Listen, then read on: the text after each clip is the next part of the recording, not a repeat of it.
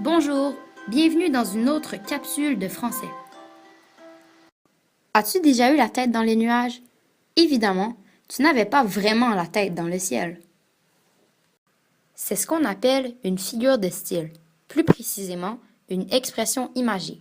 Voilà ce qui sera le thème de la capsule d'aujourd'hui.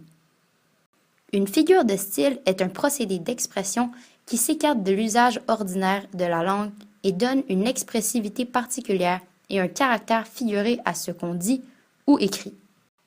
Quand on parle de caractère figuré, cela signifie qu'on ne doit pas le prendre au pied de la lettre. L'intérêt d'utiliser des figures de style est de rendre un texte plus expressif. Elles aident à toucher le lecteur.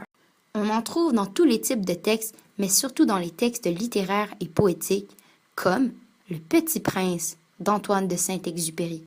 Bien qu'il existe de nombreux types de figures de style, nous ne nous attarderons que sur 3 d'entre elles. Tout d'abord, la répétition.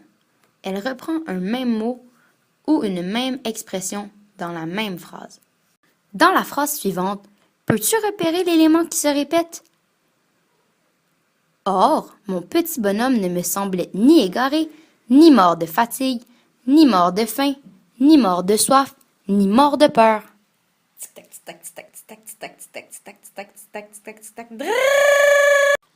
Bravo!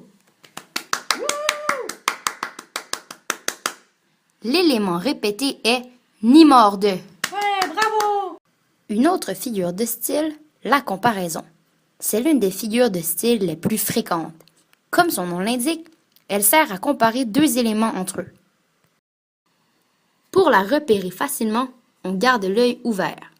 Pour un outil de comparaison, c'est-à-dire un mot qui marque le lien entre les 2 éléments. Par exemple, dans la phrase « J'ai sauté sur mes pieds comme si j'avais été frappé par la foudre », l'outil de comparaison est le mot « comme ». Enfin, passons à notre dernière figure de style, la métaphore. La métaphore et la comparaison se ressemblent beaucoup.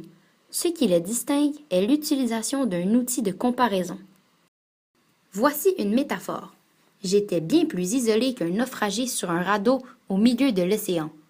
Dans cette phrase, on compare l'isolement du personnage à une situation d'une personne seule au milieu de l'océan. En résumé, il existe plusieurs figures de style dans la langue française. Nous en avons vu 3 aujourd'hui, soit la répétition, la comparaison et la métaphore. Tu peux maintenant t'amuser à les repérer dans les textes que tu lis. Bonne journée et à la prochaine! Cette capsule a été enregistrée dans le cadre du cours PPA 3111 à l'Université de Montréal à l'automne 2015. Created using Powtoon.